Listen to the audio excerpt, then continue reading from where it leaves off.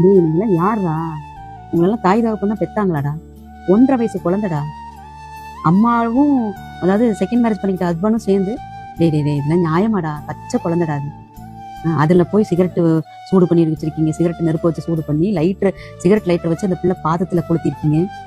எத்தனையோ வெட்டுக்காயம் சொல்றாங்கடா. ஐயோ உங்களுக்கெல்லாம் சாதாரண தண்டனை கொடுக்க கூடாதுடா.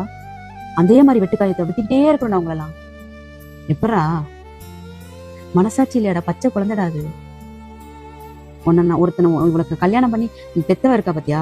அதான் உலகத்துல ஒரு காலத்துல பெத்தவங்க பிள்ளைகளுக்காக தண்ணியே தியாகம் பண்ணவங்களா இருக்காங்க. இன்னைக்கு எங்க போகுது இந்த சமூகம்?